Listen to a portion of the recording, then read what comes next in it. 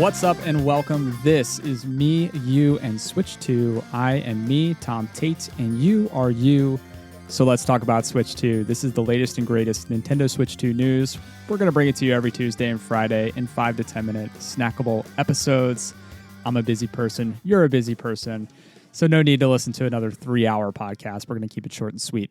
Today is Tuesday, October 27th. It is 7:57 a.m. on the East Coast here in the United States. I hope that you had a pretty fulfilling weekend. I spent maybe 70% of my weekend at the soccer field, sitting in the cold. My son had 4 games total, but I did sneak in some gaming afterwards. So as I mentioned on a previous episode, I'm playing Final Fantasy Tactics on Switch 2.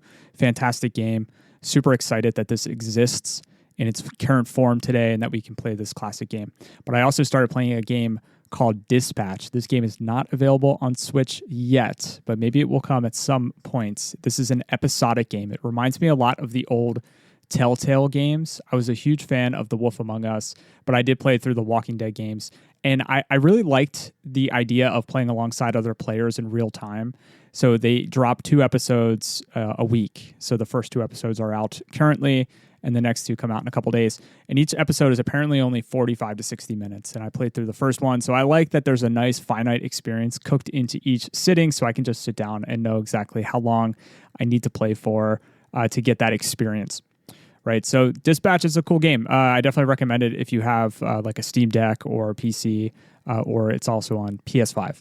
But this is a Switch 2 podcast, and there's a lot going on with Switch 2, though, so let's get right into it today. I titled this one, What's New on Switch 2, because we've had quite a few releases over the past week or so, and a few more games on the way. So Pokemon Legends Z through A, this is the big title of the month. It launched about 12 days ago, and in the first week of its launch, it sold 5.8 million copies. So this was an official number from the Pokemon Company in a press release. This is not an analyst estimate. So 5.8 million copies, pretty high up there. I think it was like the 5th best-selling Pokemon title in its first week. So it's, on track. It's not a mainline title. It's part of the Legends series. So I didn't expect it to have that same oomph that you would get with these double titles like Scarlet and Violet, where people pick up 2 copies, of the same game. But it was pretty interesting. It was also reported that about half of those were on Switch 2. So there's been plenty of reviews. I covered them in a previous episode, but there's a new one that I read. Game Informer's Brian Shea dropped a new Z through A review and gave it an 8 out of 10.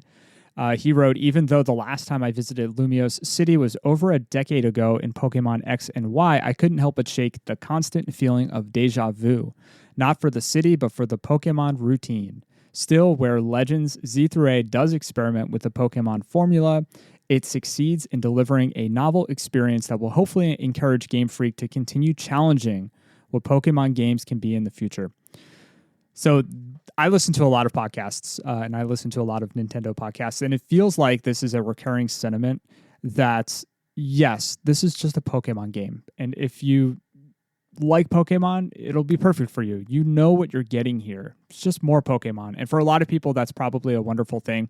I heard another person on a podcast comment that if you were 8 years old when X and Y was released, and that was your first Pokemon experience, you're now 20. So when you think about that, there's this generation of 20 to 25-year-olds that have a lot of connection and nostalgia for this world of Lumiose City. And I think that might be driving a lot of the enjoyment of this game. But for people who have been just playing more and more Pokemon, maybe they're getting tired of the same old formula, and it's less nostalgia and more deja vu, as Brian had mentioned.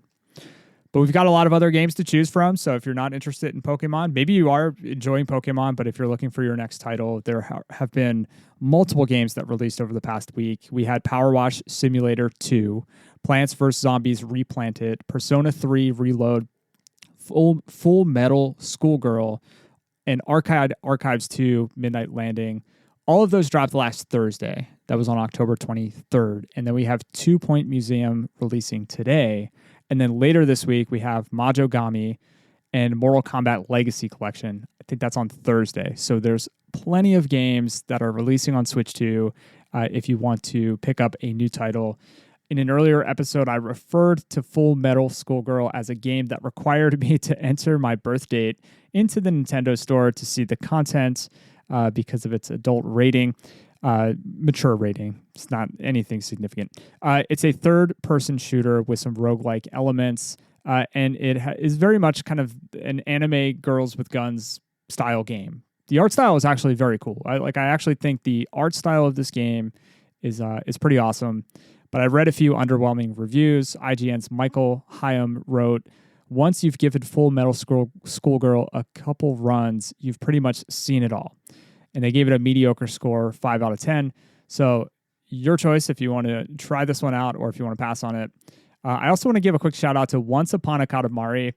This did not receive a Switch 2 version, so I haven't really been covering it much. I try to focus this podcast on just Switch 2 content. And that's a shame because I've read that the visuals on Switch don't really match up to the visuals on other platforms. So it really would have benefited from a Switch 2 version. This is the first new Katamari game in quite some time. It is in the 70s on Metacritic, so it's doing pretty well. IGN gave it a 9 out of 10. GameSpot gave it an 8 out of 10. They might be reviewing the PS5 versions, but pretty high scores for the gameplay. Nintendo World Report gave the Switch 1 edition an 8.5, saying it feels like a long-lost PS2 game, and they wrote that was a positive thing. So if you are a Katamari fan, you might want to check this one out, or maybe just cross your fingers and hope for that Switch 2 version to be released at some point. As I mentioned today, we also have 2 Point Museum releasing.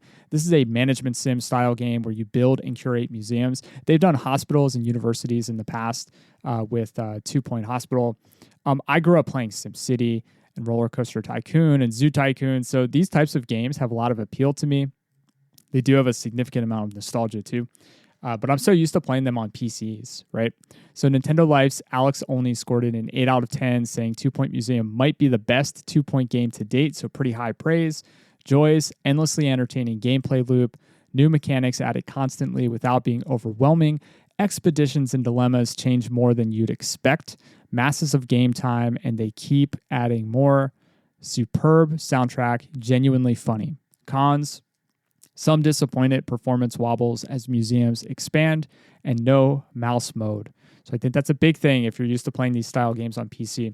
Nintendo World Report's review is still in progress, but they also dinged the interface navigation, saying at launch there is neither support for mouse controls nor using the touchscreen in handheld mode.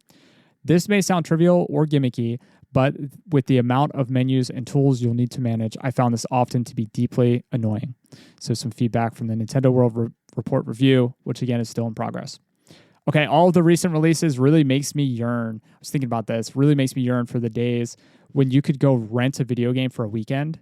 Like just go to the local video store or Blockbuster. You might see 2 Point Museum or, that anime girl with a gun on Full Metal Schoolgirl's cover or Ball Pit or Majogami or Pac-Man World Repack and just pick that up and say, you know what, I'm going to have fun with this one for a few days, a couple hours. I'm going to bring it back and that's it. And maybe it's really good and you end up buying a copy later or you re-rent it and keep playing it. But like that just kind of contained experience of just going and finding a game that looked interesting to you and just playing it for a little bit. Like I have so many core memories of games that were just weekend rentals. So that's my wish for this week. I really hope that somebody figures out a way to kind of bring that back in some form. I know we have demos and such, but it's just not the same. So to wrap things up, we have a few quick headlines. Ball Pit, also known as Ball X Pit, that's how they write it, will be getting a Switch 2 version today, apparently. I've read that it will be a free upgrade, and the original version was only $14.99, and that game reviewed really well. Star Wars Outlaws Gold Edition now has a free demo on the Nintendo eShop, which I've read will allow you to play up to 3 hours of the game. I'm not sure if your save will carry over, but that would be a deal breaker for me if it didn't. So if you just want to see the performance and graphic fidelity of the game and give it a shot, might not be a bad way to do that. Just try it for a bit. And then finally, last but not least, Microsoft announced Halo Campaign Evolved, which is a reimagining, full rebuild of the first Halo campaign. And the big drop is that it'll release on PS5. The idea of a Halo on PS5, it reminds me of the idea of like, will we ever see Sonic on a Nintendo platform? And of course, we've seen Sonic many, many times on a Nintendo platform at this point. But when asked about other platforms, Microsoft's Phil Spencer said, we are making efforts to lower the barrier to entry for people who play our games through services like Xbox Play Anywhere and Xbox Game Pass. However, If there are people who want to play our games on the PlayStation 5 or the Nintendo Switch 2, we would love for them to play our games on those platforms. In that regard, we have received excellent support from both Sony Interactive Entertainment and Nintendo. So the rumor mill is swirling that maybe we'll see an Xbox title on Nintendo at some point. So there you have it. He made similar statements in the past, so I'm sure he'd love to sell as many titles as possible on as many consoles as possible. So we will see where all of this goes. I know that I went over 10 minutes today. I guess I've been rambling a little bit. It is Tuesday. I have not had my full cup of coffee yet. But that is it for today. I want to thank you, as always, for your time and your attention. I really appreciate that you've been listening to the show. The numbers go up week over week, and I really appreciate that. A quick rating or review helps me continue to grow the show. A recommendation to a friend, family member, Discord community, or subreddit, that goes even further. So take a few minutes to do that. That would be much appreciated. Apple Podcasts, Spotify, YouTube. We're on all the places where you can listen to audio podcasts. Switch2pod.com. That's switch with the number 2pod.com for all the things. Much love. Now go play some games.